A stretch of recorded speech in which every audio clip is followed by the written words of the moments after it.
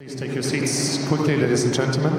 Thank you. Hello, ladies and gentlemen. Welcome to Tennis Weekly with Joel and Kim, sponsored by DownloadTennis.com. On today's US Open Round 2 catch-up, Serena stuns Kontaveit in 3 sets. Andy Murray sets up a battle with Berrettini. And Jack Draper has a night to remember against Felix Auger-Aliassime.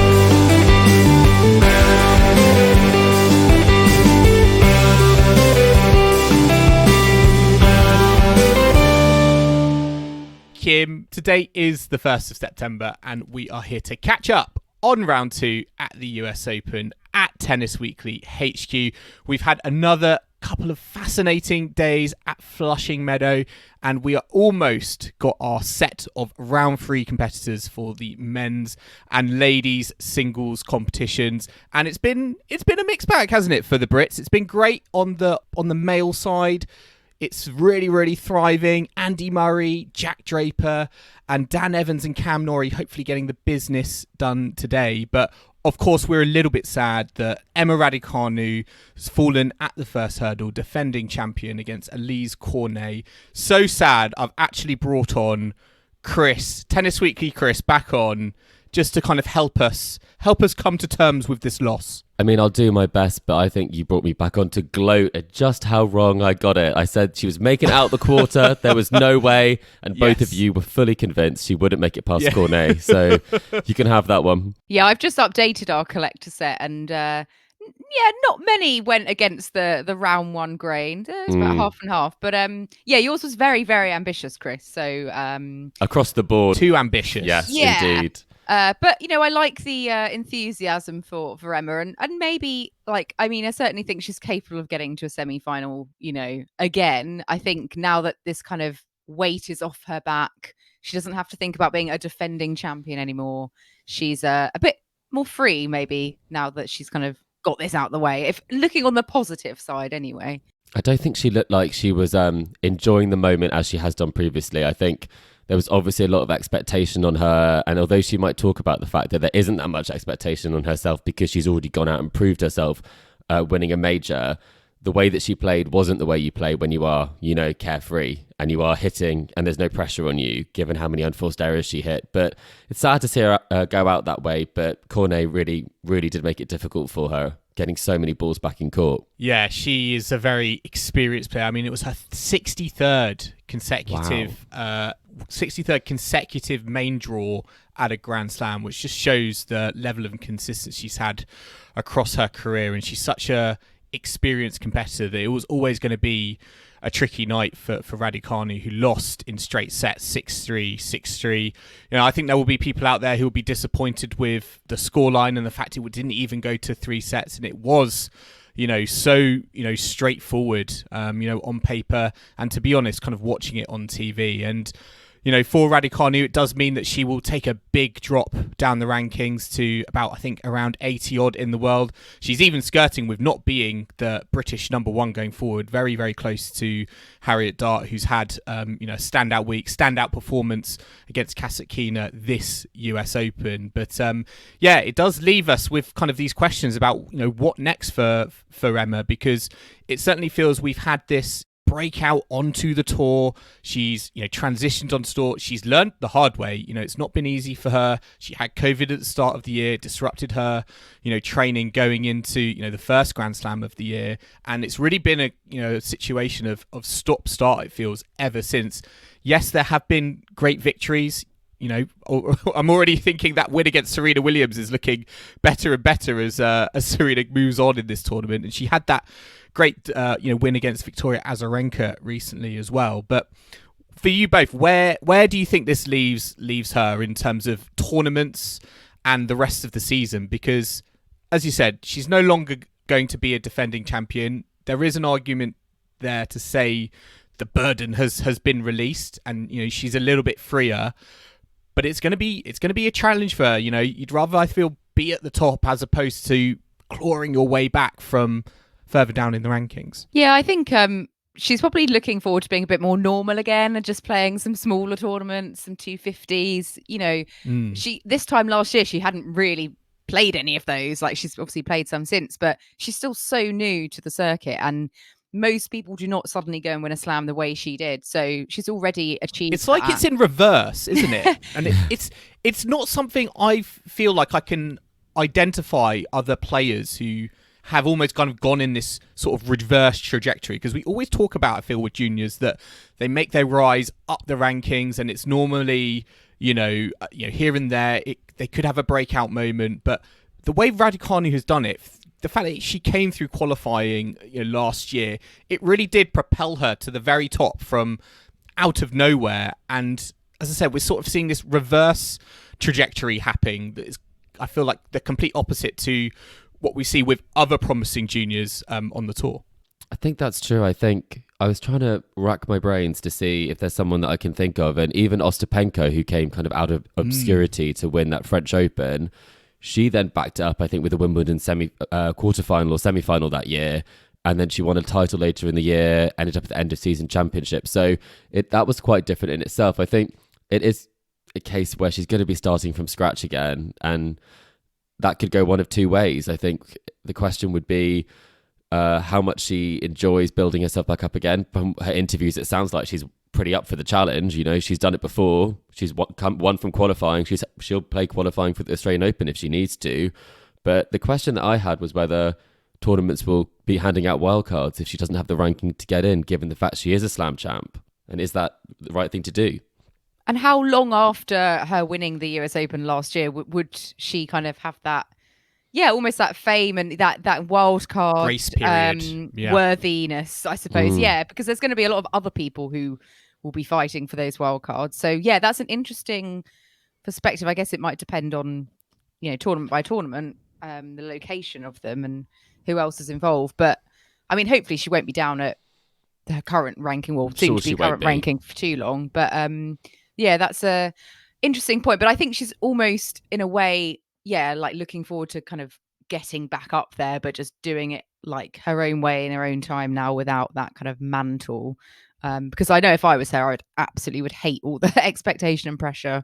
I mean, do you think she should drop down to challenger level? No, the level below the WTA tour. To if you're saying starting from scratch, where is scratch?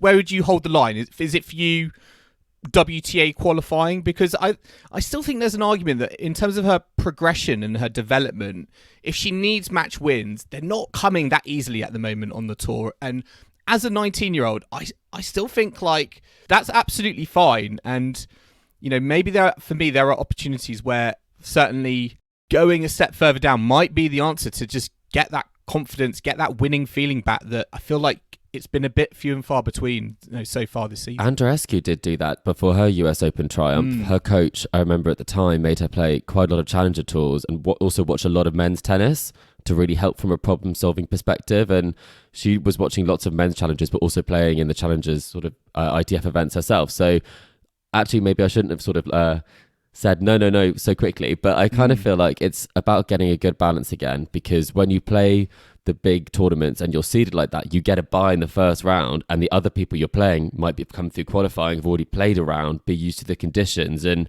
I think it'll be good for her just to play full sort of 250s without having a bye, and earning her way through qualifying into some of the bigger tournaments. So that's kind of what I mean from scratch. But I think this will go in a positive direction, and she won't be kind of looking for a wild card, come Wimbledon next year or anything like that. I think she'll be on an upward trajectory again. But I mean, what an unusual year. Positive vibes from Chris there. I'm trying. No, it's great. I agree with you. I can't imagine all her like brand partnerships being, thinking, I don't think they're going to be thinking this at the moment, but it instantly begged the question to me: Are these brands thinking, I didn't sign up Raducanu to ultimately sign up a player who is going to be 80 in the ranking and is going to be showing off my Tiffany earrings on the in Transylvania the ITF, on the ITF level? Exactly. Yeah. Do you think there will be that external pressure or influence that? And I think for me this is the challenge. I know that there's a lot of kind of criticism of of the number of partnerships that she's coming with, and I don't personally agree with that. I think you gotta make the most of it as you can. But do you feel like she's almost been backed into a corner now with this high profile visibility that she has, that she just can't go down to a level where she can be kind of a little bit more invisible, because there's just going to be so many cameras on her. She's got so many stakeholders now as well. She's going to need to just be on the WTA tour now and just make sure it goes better than it has in the first 6 or 7 months properly on the tour. Navratilova has been quite critical of her setup in her camp and the fact that she has been chopping and changing coaches, and she really doesn't think that that's what Emma needs, and kind of separating with the coach that took her to the US Open victory. And obviously that came down to the fact that I think it was partly travel related, but also to do with the fact that she did choose to make that split. So I think get some good work in with Tursunov. She seems to have said she's had a good first 6 weeks with him. And I think it's less about the big partnerships, and I think it's more about the partnership she had with her coach and in her team, and then the rest will follow. I think those deals aren't going to go away right now, and when you're young, there's a lot of positivity surrounding you and a lot of good feelings. So get your partnership with your camp right before you worry about your bigger partnerships. Do you think she'll stay with Tursunov, or do you think they should stay, with each other? Because I feel like they've had some good victories. I hope they've had some good victories. I mean, I just feel like she's been through so many coaches, and I know she's got her reasons, but it does, after a while, surely it gets a bit ridiculous to... She's going to run out as well at this Yeah, point. there won't be a coach left. I mean, going back to the match, obviously Cornet was, much the better player. She's currently in her second round in a battle with Katerina Siniakova. She's got a break in the third set, so I imagine Cornet will come through. I mean, she's having a fantastic year, Grand Slam-wise anyway, beating some, former Slam champs. And I think she said she's planning to play through till next year's French Open. But, I mean... why not go further if you keep getting these wins? But we'll see how she progresses. One player as well that's had, I think, a fairly good Slam run this season, Danielle Collins, obviously reached the final in Australia. She was up against Naomi Osaka on the Tuesday night session, which was just after we had recorded our last podcast. That was a straight sets loss for Osaka. I think we both kind of called that, didn't we, Joel? I think we were of that mindset that I didn't, did I? Is that what you're saying, Kim? Well, just rubbing it in. I think you might be. I think that's 4 in a. I think that's 4 in a row for Osaka. Yeah, so she's in a real slump at the moment. Yeah. What do you think she should do next? I mean, I know, Joel, you think she's a part-time player, but if she was serious and wanted to part-time player, I love that. Put it delicately. Put it delicately, Kim. That's for the WhatsApp chat. I'm just quoting you, Joel. Yeah. I mean, if she really wants to, get back up there, should she be dropping down to the 250s? I mean, she's probably going to have to, isn't she? So maybe her and Emma could do a tour together. A doubles team. Well, that might in Tallinn. Yeah. Yeah. It's for Osaka again. It is a little bit like Emma Raducanu. These losses. There's a reason for these losses, and as I said, for me, she's not. I don't feel fully committed to the tour, and as a result, she's going into these matches. Maybe she thinks that she can just find the Osaka of old and come through these opponents, but she's finding it very, very challenging at the moment, and it feels at times it felt kind of quite far away from the Grand Slam winning Osaka from a few years ago. So again, there's going to be a need to reassess her kind of situation, what she does for the rest of the year. But again, I think like Raducanu, she's similarly got kind of this presence and this aura, and people love to watch her, but at the moment she's just not making ends meet on the tennis court in terms of her performances. And it's great to play the 1000s and turn up for them, but it doesn't seem to be doing the business at the moment, and maybe she will need to look at playing the smaller tournaments to get those match wins under her belt. I think we shouldn't react too quickly. Obviously, losing 4 in a row isn't good by anyone's standards, but there was that crucial point in that match at 4-all in the tiebreak, which Collins hit this fantastic lob after a pretty decent Osaka approach. And so it's one of those things where it is probably rust in those situations and on those big points. And that's something that Venus spoke about as well, in terms of it is rust and court time, and being a part-time player against the players that play regularly is difficult. Collins obviously hasn't played that much really this year since Australia, so it's a particularly impressive performance from her. But I do think Collins was a Grand Slam finalist this season. Yes, it's not like and Osaka lost to someone who was terrible. Yeah, exactly. And Osaka reached the Miami final, so there are still some positives from this year. But I think the part-time player comment, although it seems a bit harsh, it's kind of true. And it's hard to get those results when you aren't playing week in, week out. As Serena's also found, right? And then now she's finding some form after committing to the tour again. Can we change the lyrics to Stevie Wonder's part-time lover to part-time player? Part-time player. Got that in my head now. You can walk out to it, Osaka. Yeah. Oh, we are harsh. Talking of Serena, let's move on to yesterday's action, the second round proper. Serena coming through against Kontaveit, 3 sets, 6-2 in the third. This is we said she had a chance. It could go either way, perhaps. And once again, just proving that her on this court at this slam, she is definitely a force to be reckoned with, even if she hasn't played much tennis at all in the last year and a bit. It makes us feel a bit foolish, perhaps, for doubting her. Did you guys doubt her? I think I remember that maybe this is one of my few times I can gloat anyway. I'm doubting her retirement or her evolution away from tennis. She hasn't given it a date, has she? Yeah. She's evolving into the third round. It's a revolution, not an evolution. Yeah. A renaissance. Maybe she's having a renaissance like Caroline Garcia. In her 40th year. I mean, this was a great performance from Serena Williams. It was probably, best performance, that first set in particular, the way she started. I think Kontaveit, she did not play a bad match. It wasn't just handed to Serena Williams on a plate. She had to bring it, and it was impressive again to see, for me, similar to her first round match, her movement around the court and her speed was really kind of the standout for me, that really kind of helped her just stay kind of dominant or in those dominant positions where she could just unload her ground strokes from the back of the court. She was serving great as well.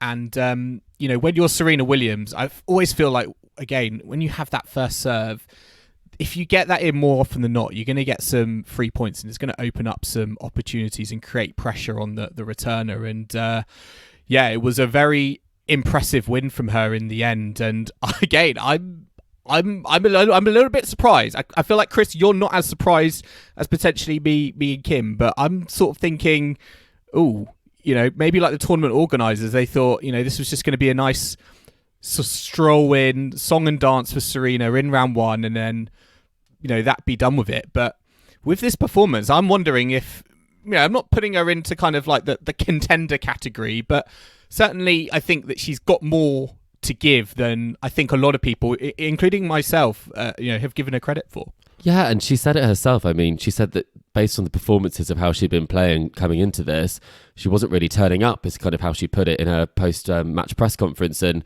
I mean, Serena has, and this is meant with no disrespect, has that kind of had a bit of a habit of that. I mean, she could win a Grand Slam after losing to, a player ranked outside the top 50. It's happened before.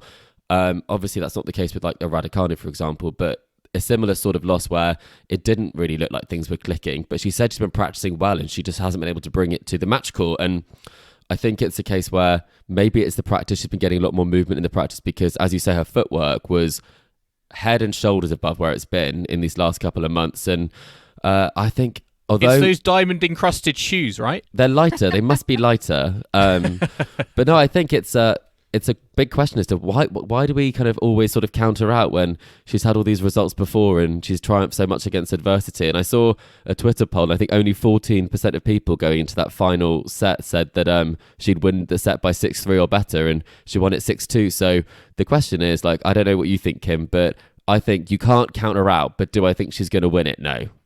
Yeah, I think that's a fair assessment. Even if diamonds are, doing some magic for her, expensive. I think the pressure's a bit off. I feel like having announced her evolution, she probably thinks, "Well, this is one last hurrah," but no one's probably expecting me to win. Whereas the last couple of seasons when she's been in slams, after she made those like 3 finals after coming back from giving birth, and not being able to get over that final hurdle.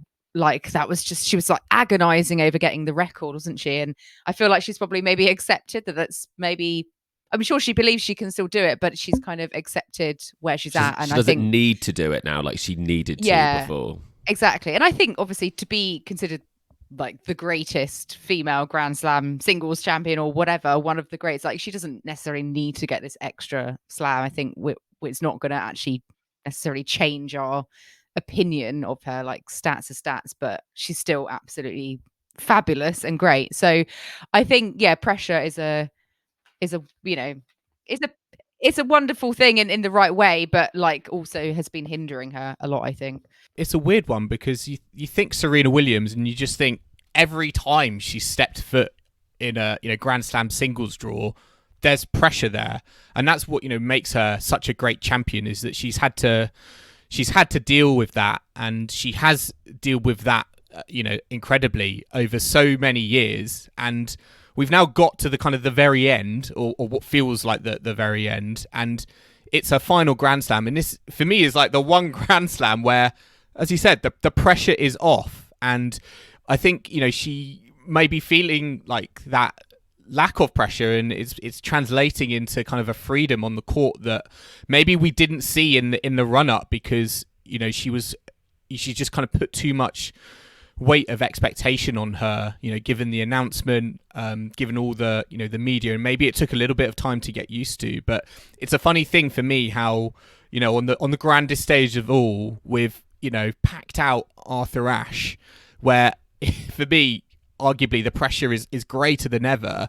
Actually, she's just playing with a freedom that I don't think again we've seen in such a long time, and the reason for that is because she's just always stepped on the court and has got that favourite tag. She's an underdog. To her. She's an underdog this year, Joel. And she said again in her press conference that since the last time that she didn't have pressure on her, or the expectation, was the US Open in '98, the year before she sort of won it. And she said she had a cross on her back ever since. And so I think that might be why she's sort of playing so freely. But the crowd must be playing a big role in this. And rather than it being the pressure of the crowd kind of willing her on, they're more celebrating her and celebrating the good shots she hits, and actually celebrating some of the bad shots her opponents hit, which is a bit unfortunate to see. But you've got to beat Serena and the crowd this year. I mean, what did you make of the crowd? Because I feel Kontaveit handled it very, very well. I mean, she's such a professional on the court, and I think other players wouldn't have handled it in the way that she did. So I think there's massive credit due there. But for me, the crowd were pushing the envelope at times.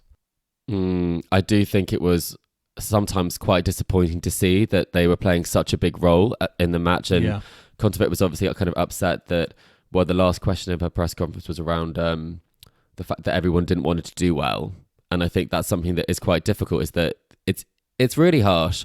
I think it's not necessarily nice to see. Serena's obviously been on the wrong side of crowds in many different ways in the past, but I think we'll see kind of as we go through this episode that the crowd at the US Open, it is uncontrollable. It's a completely different experience. It's so loud. There is so much going on that players have to be prepared for that. But does that make it okay? Are we just saying, it's part of the New York City DNA that the crowds are going to be like this? It's that's the reason why it's not like Wimbledon, and tennis players need to be able to handle those situations, or is it or is it something more than that? Or do you just get Nick Kyrgios to have a go at the crowd, because he seems to take take them all on, at a lot of Very people true. in the crowd, especially the drunk ones, and the ones apparently and the ones smoking weed, marijuana, under the influence. Yes. So he was claimed that there was a fan smoking marijuana in his match against Benjamin Bonzi yesterday. I mean, Kim, that statement just there alone, I have so many questions. Like, you can't smoke at the US Open, so how is someone doing that? How have they managed to get drugs into the arena? There are so many questions. I smell when a defamation case. It was just very bizarre. It was very bizarre. Yes, exactly. Actually, if I was in the crowd, I would actually come forward and say, actually, I'm gonna it wasn't sue marijuana. you. Yeah. Defamation. Yeah, I mean, after that woman at Wimbledon who Kyrgios 700 drinks or something was drunk, who's now trying to sue him. You would have thought Kyrgios would have learned. Yeah. Well, yeah. Well, I mean, would we? Actually, to be fair, probably not. He got through tennis-wise anyway in 4 sets, and he's sort of come out and said that he's, I guess, surprised in a way because he's being quite professional about tennis at the moment. And I guess when you couldn't tell that from the court. I mean, he was. No. I mean, the lasting image for me from that match against Bonzi, where again he played some great tennis at times, but he was ready to explode at times as well, and he actually spat on the court, which that is my number one thing I absolutely hate more than verbals and stuff. To see that on visuals is just it's just awful. It's not Second good. Grand Slam in a row as well, isn't it? Because it wasn't the first round. Yeah. Against Jay Clark, he did that as well. He said he was spitting at his box, but then in his press conference, he said that he was wanting to do well for his team. So I'm very confused. I mean, that's I mean, why spit it? I mean, like don't know what to say about him. The dynamic between him and his box is fascinating because on court, it's like the odd couple. He absolutely hates them. He's shouting at them. They're looking at him and they're actually like giving him, encouragement. And I find that dynamic very, very strange in terms of how it operates and how completely different it is to, I feel like, what you would normally expect between a player and their team. Yeah, I mean, Medvedev gets annoyed at his coach, doesn't he, a lot, and he walks off. So I think maybe it's more common than we think to have that sort of aggravated relationship. I don't know, but tennis-wise, he's doing all right, isn't he? And he's got a Chinese opponent in the third round, Wu Yibing, who's a qualifier, who has come through, beat Basilashvili in the first round, and also then beat Nuno Borges, who was another qualifier. He's the first Chinese male player to reach the third round at the US Open. So good on him. Yeah. And yeah, I mean, just going back to, I think, I just wanted to touch upon, going back to Serena, another former champion, actually someone who did beat her in one of those finals we were mentioning, Bianca Andreescu.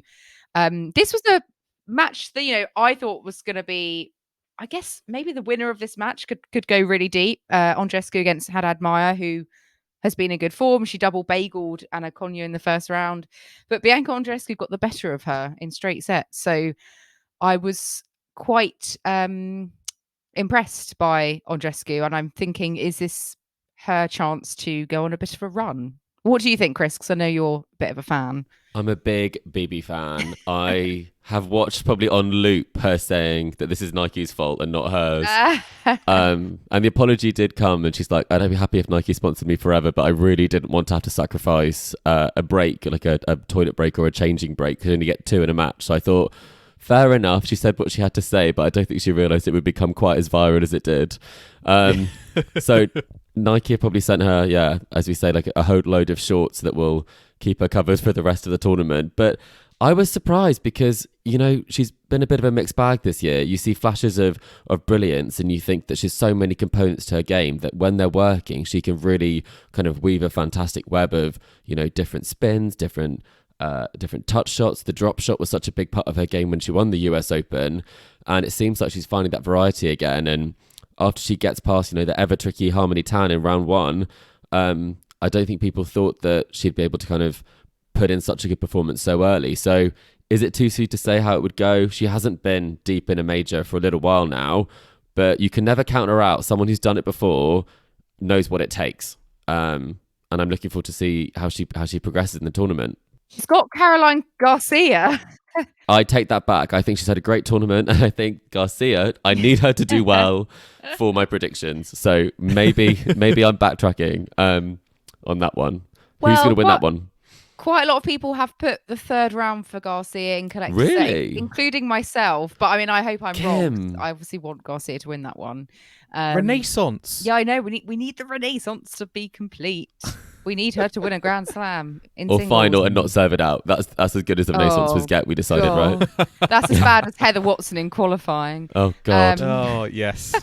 I mean, talking about finalists, Leylah Fernandez, last year's finalist, also out, lost to Samsonova, who I think is looking very dangerous. And it's in Serena's section, I think, of the draw. Could play Serena 4th round. I mean, that would be a really cool match, I think, to see how they would match up against each other. Samsonova on 12 victories in a row now. So yeah, she's still going strong. Got Krunic next, which you would expect her to come through that. I mean, it's amazing to think that Leylah Fernandez and Emma Raducanu between them, won all those matches in the singles draw last year. This year, they've only won one between them. I mean, I think it's back to that point. It's not, necessarily panic stations for Emma. Lots of players are going through kind of rough times at the moment, and you see their seedings, where they are or previous achievements, and it's not quite clicking for them because Maria Sakkari, Paula Badosa lost today as well. Both players who have been high up in the rankings recently have good seedings. Anett Kontaveit as well, although granted against Serena Williams. It just shows that at the moment on the WTA tour, you can't necessarily look at the seedings and think, yeah, they're going to start as the favourite to go on into the tournament. I do feel bad for Leylah Fernandez though, because Samsonova would have been seeded. She was already in the top 32, but obviously the win last year put her into put her into, I think, live ranking 26. So that is a pretty tough draw, and Leylah Fernandez played a pretty good match, but I think Samsonova could be someone who, she doesn't mind who she's playing, what seed you are, she can do some serious damage, and maybe the Ash crowd might really fire her up to produce something, because that can go both ways. It can make you go with a bit within yourself, or it can make you really think, right, let's stick it to 29,000 people. But the seedings, I think, have to be taken with a pinch of salt, and it's becoming more clear at Grand Slams that the number 1 and 2 don't regularly play each other in those latter stages. And I think with the amount of top seeds that fall so early, it makes sort of Emma, for example, probably, I mean, she shouldn't be too feeling too bad about herself, because there's so many of the top seeds that just lose so early on. So it's, it's kind of a common trend, isn't it? But I mean, just talking about a disappointing loss, I think yesterday is from a British perspective. Harriet Dart up against Dalma Galfi, who, is very similar in terms of ranking to Harriet. And after having such a great win over Kasatkina in the first round, Dart very much succumbing in the sort of very quick fashion, 6-love, 6-4, I think it was, or 6-4, 6-love. What did you make of Dart? I mean, just not able to back up that win, and just not very impressive at all, really. It was not a good match at all for her. 3 winners, 18 unforced errors. Says it all, really. Yeah, it was night and day difference. I wondered if that match against Kasatkina, like, she literally just gave all of herself for that match, and as a result, she was just too spent, physically and emotionally, for her match against Galfi, and maybe she started at a disadvantage because it went away from her very, very quickly, and it was a little bit, disappointing to see. I do think, for me, I think there is a conditioning question around Harriet Dart in terms of, she is a very kind of fit player, but I certainly think that there's still room for improvement there in terms of, this is what it takes, to play and to go, consecutive rounds at a Grand Slam, which, she's not done too many times before. But very, I feel, uncharacteristic, and it was a shame she couldn't, I think, draw on the performance that she gave against Kasatkina, against a player who, she would have been looking at and thinking, this is a great opportunity for me to get to round 3 of the US Open. Yeah, it's a shame. I think in her first round, she was shouting at herself midway through the match, like, you're so unfit, or that sort of stuff. But obviously she wasn't too unfit, because kind of the adrenaline got her through then would be the answer. But I mean, it's kind of inexcusable, to do that. And I guess it shows you just how hard it is to back up the big win. And it's something we've seen so many times before, is players get the win of their life, and then they go out to someone that probably none of us had really heard of before. And the same is true for players who, have never done anything before, and then they're inspired by the situation that they're in. So I think it's a shame, and Dart will rebound from this, I'm sure, and she's on a positive trajectory this year. But you do have to think, with 3 winners and 18 unforced errors, you're never going to get it done, and there's kind of got to be a reason for it. But it wasn't all negative for the Brits, was it? I think we all were very, very, very pleased and impressed with Jack Draper's performance. What did you guys make of the straight sets win over FFA? Yeah, I mean, FFA. you've got the acronym wrong. How have I done that? FAA. We don't want to know what the second F stands for. Felix Assim. Yes, that's what I thought it was. Yes, FAA. Sorry. Far, not for far. Far. Yes, not for far. Yeah. Yeah, Jack Draper backing up that win against Ruusuvuori. I mean, he was definitely, he looked the better player on court. It was, 3 straight sets, only had 3 break points, wasn't broken throughout the whole match. Very comfortable, just the sort of performance we want to see, like, a solid win. Very impressive. And Felix didn't really have an answer, wasn't able to change it up. And yeah, I mean, Jack Draper, just excellent stuff, playing Karen Khachanov next, and I think he has a chance to go even further. Or am I getting too ahead of myself there? No, yeah, I think it was a fantastic win for Jack Draper, win of his career so far. This season has been a real breakout for him. It's been very exciting to see from a British point of view. I think the match against Auger-Aliassime, it was small margins, but Draper was winning them, every time, and there were a few too many sloppy service games from Auger-Aliassime where he got broken, a few too many unforced errors as well, and it all added up to Jack Draper winning in straight sets, which I think for me was the most surprising thing. I sort of thought Draper had a shot here, but I didn't think it was going to be as comprehensive as that. And that for me was the most impressive thing, was how he just maintained his level throughout the whole match, and the fact that he didn't face any sort of break points after the first set. And when he was serving for that first set, he was in break point down and again kind of came through, but the fact that he didn't face anything on in that second set or third set on his serve was mightily impressive. And he's just got all the components, hasn't he, to make you think, ooh, where is this kid going, up the rankings? Because it's funny to see how, him, Emma Raducanu, similar sort of, age.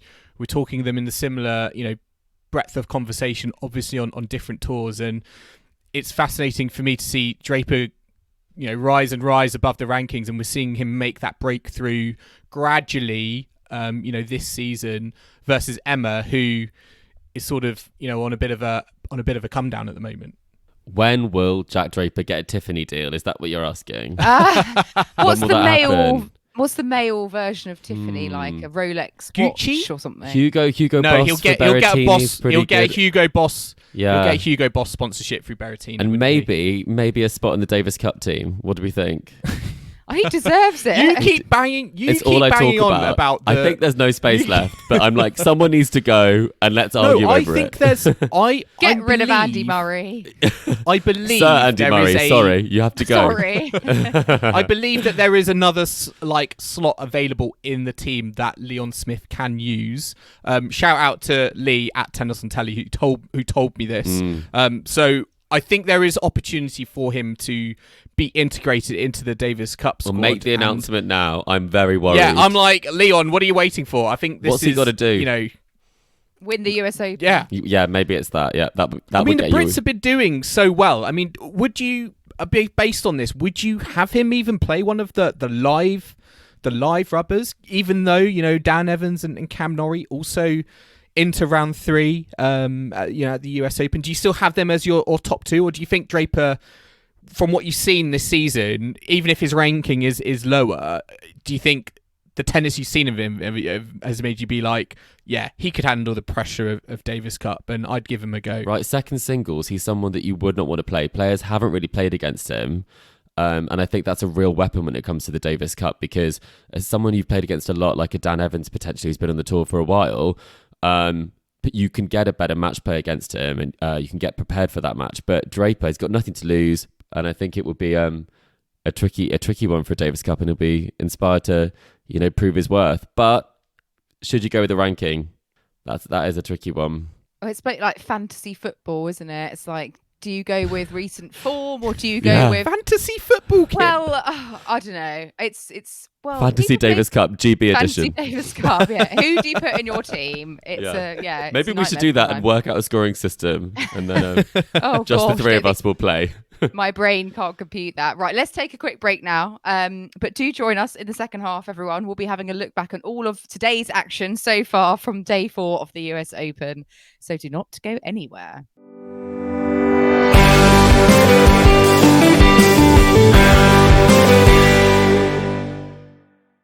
Welcome back to our US Open Round 2 catch-up, sponsored by downloadtennis.com. And now we're going to look at today's action so far. We've had quite a few results in already. Joel, you referred to this earlier. Cameron Norrie has finally got the business done and won his match against João Sousa. So that makes it 4 British men through to the third round, which is absolutely fantastic. On the women's side, we've had some wins for Garbina Muguruza, which could have been a bit dodgy, but she came through over one of the Lindas. She's got Kvitova next, who had a walkover over Kalinina. Pegula's through. Martic is through. She took out Badosa. We're not surprised by that, are we? Not surprised by that. I'm going to say I called it. This is one of the 2 things I can say I called. 2 versus the 80 things I actually got completely wrong. But Badosa hasn't made it past the 4th round this year in any slam, which is a bit poor. It makes you question the seeding again, doesn't it? Because people are picking up lots of points outside of the slams and then not backing it up at the slams. So I don't know why that's happening to her. Could there be, just as an aside, could slam seedings be based on like points gained or either in the race or over the last few months? Could it be more like a recent form guide? I don't know. Might jazz things up a bit. Pegula is through straight sets over Sasnovic. Azarenka is through over Marta Kostyuk. I thought that match might be a bit closer, but it was 6-2, 6-3 jobby. But I think what's most... I thought the handshake was going to be a bit closer as well, Kim. Yeah, it was a bit... it was a racket tap. It was a COVID handshake. Yeah, and that's because Marta Kostyuk has beef at Victoria Azarenka for participating in the fundraiser event that took place prior to the US Open. Kostyuk obviously angry that Belarusian players and Russian players were invited to take part in this fundraiser. I think Kostyuk was also asked to be in it, but refused because she didn't want to be involved if the others were. Do you think she's got a point with this? So, do you sort of think that she should have taken that onto the tennis court or left it as an aside? I was expecting this scoreline to be a lot closer, and I wonder if this context actually distracted her a little bit, and it was to Azarenka's advantage. But yeah, I can understand her point of view, and I think maybe the US Open should have looked at it a little bit more forensically, and not just put out invitations to everyone, and maybe should have understood from the Ukrainian players if it should have been open to everyone, including Russians and Belarusians, because it's it still reminds us all that I think it's a very delicate and precarious situation going on at the moment. And I think it's easy, the longer and longer it goes on, I think it's easy to just sort of just assume, just looking at it on the TV, that it's still just we don't see their flags and their countries next to their name, but it's obviously a lot more deep rooted than that. And again, this match, Azarenka Kostyuk, was a living example of that. And it was interesting, the racket tap, the fact that there's still animosity there between players representing different nations. But I'm glad that they kind of got on with it and just had the tennis match and didn't get into anything more more wild than that. But yeah, I think certainly. It just serves as a reminder to me that it's still going on and it's still causing animosity on the tour. The celebration was quite a bit bigger than I thought it would be. Azarenka was pumped at the end of that one. Yeah. And I think it did make it look like she was annoyed at the situation that panned out, because I think she wanted to be there to show, that she's from Belarus, but she's been very outspoken against the war. So you can understand it from that perspective. At the same time, you can also understand it from like Marta's perspective, where that is something that you would feel a certain way about. But I think I could just understand it from Azarenka reaching the third round. I mean, the performance she gave against Raducanu, like what? just over a week ago was dreadful, and I was just thinking it was barely making the court, but maybe this is what it took to fire her up, which makes you question some things. But I tell you what, on Twitter, she's very inspirational. She tweets driftwood on the daily, and maybe some of the fantastic bits of advices of, like love everyone around you. It's very, I follow her for that reason alone. So maybe she's done a bit of relaxation in between, a bit of meditation, and now she's back to her winning ways. But yeah, unfortunate draw, but it's a shame that they haven't found a better solution for some of these matchups and some of the exhibitions where everyone is able to get along. Yeah, and for me, I think I'm surprised Azarenka maybe hasn't taken American citizenship at some point, seeing as I think she's been based over there for many, many years. So I don't know if we will see some players doing that and changing over where possible. But let's take a look at some of the other results. Just wanted to mention Yul Niemeyer, Wimbledon quarterfinalist. She beat Heather Watson, didn't she, at Wimbledon? And I don't think anyone had really heard of her before then. She's into the third round. She beat Putintseva today. So seems like she just seems to, love a Grand Slam. She's bringing her A game at a slam, and she'll have either, I think, Potapova or Zheng next. Don't think that one's been played yet. Bencic is also through. We've got Swiatek, world number 1, also through. Her first match on Arthur Ashe, and she was up against Sloane Stephens, former champion. Straight sets this one was 6-3, 6-2. I was kind of hoping it might be a bit more dramatic. What did you both make of Iga out on Arthur Ashe today? Do you think she was... I don't think she was at her best myself, but I think obviously she did enough. And I don't know, she's sort of just made her way through comfortably so far, hasn't she? For me, she's the world number 1, but it feels very understated, her presence in New York. She's not been given any primetime slots in my opinion yet. She's just been on the day session on Ashe, coming through relatively easily. I was a little bit surprised as well that Sloane couldn't push on, and I'm curious to see what Chris thinks of that Sloane Stephens performance, because for me, watching it on the court, I just felt at times, particularly on serve, she was just dropping in her serve at a speed that I was like, she was playing like a game that for me was quite reserved, and maybe she was like relying on, errors to come from Iga Swiatek, which, ultimately, there were some there, but there weren't, as many that she obviously needed. But yeah, for me, it felt like Sloane Stephens was a little bit underpowered on the court. And I don't know if she got her tactics wrong or her strategy, but I certainly was like, you need to hit through her. Caroline Garcia did that against Iga Swiatek, and look where it got her.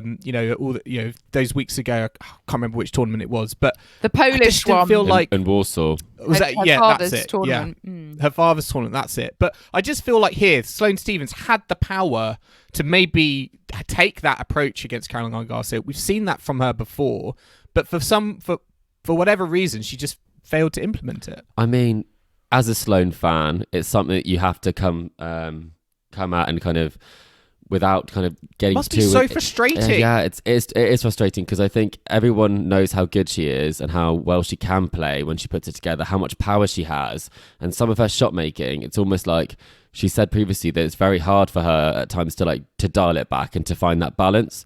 But I think it's a little bit reminiscent of the Sloane that didn't really turn up, post COVID, when she was going through an awful lot and she was not having great results. Like, it wasn't particularly competitive, and a match that it really should be. And in previous years, she has been competitive, even when she hasn't had the form. But I mean, as a Sloane fan, you have the highs, you have the lows. We were having a few more lows at the moment, but I did think after her first round match where, she went down 6-1 and then she went down, what was it? I think it was 2-love against Greet Minin in the first round. I thought maybe it's one of those tricky first rounds and then she'll power through in the second when the pressure's off. But disappointing. I think a lot of people were disappointed with that match, and it was given a good slot. It was Iga's first match on Ashe, I believe, and it didn't live up to the billing, which isn't great for tennis, but I do think it's good for Iga, and it seems like she's really knuckled down again after a not necessarily great US Open swing, and it's quite a statement victory in many ways. So I'm looking forward to seeing how Iga progresses, and I think it would be good to have a deep run in this tournament. Well, she's got Lauren Davis next, who had a bit of a bizarre scoreline. Tough draw. Yeah, Davis lost the first set today against Alexandra 6-love and then came back to win. So I do love it when you get those rogue score lines. I just always remember when we were at the Australian Open, and I Yeah. found myself, just going around the site during qualifying, and I actually found myself next to Lauren Davis, and she is tiny. She's so small, yeah. She's very petite. It's impressive she is able to Yeah. be just like get to the third round of a Grand. That's impressive, given she's not the most imposing player on a tennis court. And I'll Built never like forget. Sabulkova. Sorry. Yeah, small and powerful. Yes. I'll never forget that match against Halep at the Australian. Those Oh, match wow, points. yes. I know. 2018. That was amazing. that was Absolutely epic. fantastic. Just to round up some of today's action on the men's side, obviously Norrie is through, Evans is through, Alcaraz is through as well. He will face Jenson Brooksby next, who knocked out Borna Coric of Cincinnati fame. This was a straight sets victory, but I mean, Brooksby had to That save second set. a hell of a lot of That set points. second 7 set points Coric had in the second set. How did he not manage to get over the line on that set? I mean, must be really frustrated at not leveling it up. He let the frustration control him. We know Jenson Brooksby is a player who is awkward. He upsets the rhythm that you can find yourself in with his variety of shots, his junk ball shots, all the the spins that he uses, and the variety, and his general demeanor on court as well. I think got under the skin of Coric. I think he said at one point, he was just shouting "Come on!" After literally every single point. And I think the way that third set just progressed away from Coric. I just think he let Jenson Brooksby get under his skin, and as a result, he ended up losing the match in a pretty comprehensive fashion that would have been disappointing given just how many opportunities he manufactured in that second set. But on break points, he was 1 out of 15. He will be annoyed, I think, given the platform he gave himself coming into New York. He's not really been able to deliver on it, and he had his chances. Yeah, there was no plan B for Borna today. I felt that his answer to sort of the retrieval skills of Brooksby was just to hit harder and harder and go for more, because he hadn't had those success on those bigger points, and maybe he was slightly passive at times, but it requires an awful lot of patience to play against someone who's a little bit awkward like that, who has great retrieval skills. And in the slams, it's obviously over like multiple sets, so multiple more sets in terms of the 5 sets. So I think maybe he's just a bit out of practice when it comes to the big stage and that side of things, because you would normally not get that third set if you'd lost the first 2, and he mentally seemed to have exited at that point. It was tough to watch, so it's a shame. You'd have thought someone like Borna would have had a plan B, but at the same time, it's another US player who's a young player who's doing really well, and it's good to see some of those young players doing well. It's a shame, obviously, for someone like Borna who has had injuries and is coming back, but it's going to take a lot to beat a Jenson Brooksby in the US, especially when he's pumped up. Yeah, he reached the third round last year. Lost to Took Djokovic to 4. But he has got Alcaraz next, so that will be a very tough test. Another young American who's doing well, Nakashima, is 2 sets up over Dimitrov. So I'm hoping Brandon can get through that one. He would play Sinner in the next match.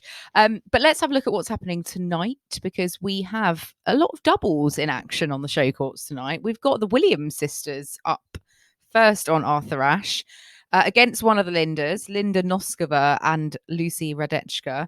A lot of people saying, oh, this is quite interesting that doubles are being scheduled for the night session. I mean, it is the Williams sisters, so and it's the last time they're probably going to play doubles at a Grand Slam ever, so I can totally understand why.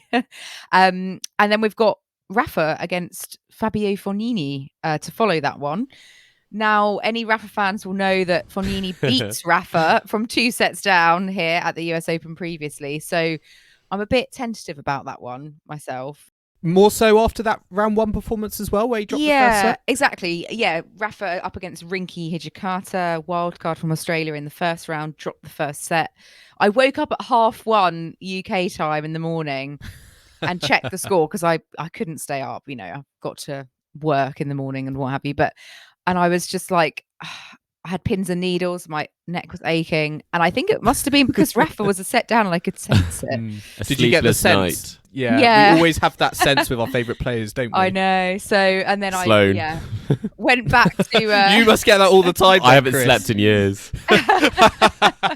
Oh gosh. So that's coming up tonight. I mean, do you think Rafa's gonna like put Fognini to bed, or do we think this is a bit dodgy? What's the consensus? No, I think he may have scared himself into playing some really like good tennis. Obviously not the best way to start your US Open campaign, but yeah, I feel like he should have enough. Rafa in 3 or 4, Fognini. right? Probably. Yeah. Let's hope it's comfortable. On the other court, we've got Danielle Collins against Christina Buxa of Spain, and that's followed by another doubles with the Aussie pairing, Kokkinakis and Kyrgios against Gaston and Musetti. I mean, that's quite a fun pairing as well. Ugo Gaston and Lorenzo Musetti.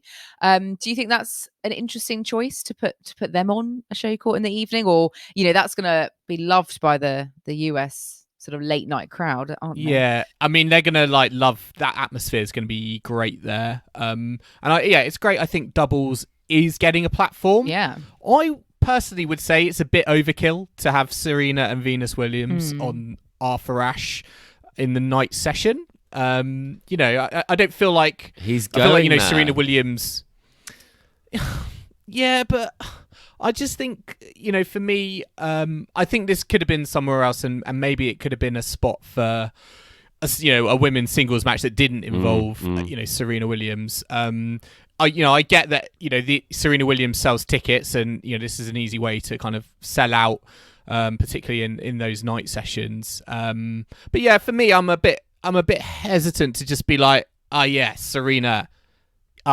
First match on the night session. But I do think it's good though that they put the ladies singles on first with that Collins match, because we did, I think, get like last night where I think on Louis Armstrong, the ladies match came on after 11 p.m. and it's just like, I know that's, again, some will say part of the the DNA of the US Open, the fact that it can go so late. They don't have licensing laws, planning laws like at Wimbledon, but I always think those situations are a bit too tricky for players to deal with. I shouldn't feel like they shouldn't have to deal with them. So yeah, I'm glad that they put the ladies match on first on Armstrong.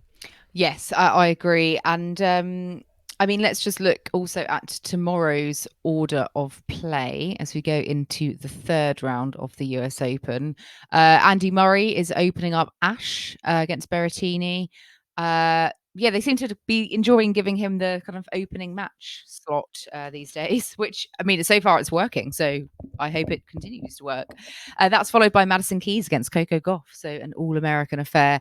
And then Joel, much to your, delight, Serena's on in the night session again against Tomljanovic, followed by Medvedev against Wu, which I think would be quite fun to cheer on because, Woo. Oh, hang on. I lied. He's not playing. I thought Kyrgios was playing Wu. I lied earlier. Kyrgios is playing JJ Wolf in the next round. So it's Medvedev that's playing Wu. Tomorrow we also have Jabeur against Rogers and Tommy Paul, Casper Ruud and Alison Risk against Chong Wong. Andrescu Garcia is a night session, and then Kyrgios Wolf on afterwards. Standout matches from them? Any upsets predicted? What are you thinking? I think Rogers might take out Ons. I've got a feeling about that one. I think that could be a tricky one. But I've got a feeling as well that Serena Williams is going to take out Ajla Tomljanovic. Don't say that because when you've said she won't, she's won. Let's put the curse on her. Two tie-break sets or a 7-6, 7-5, I'm saying to Serena.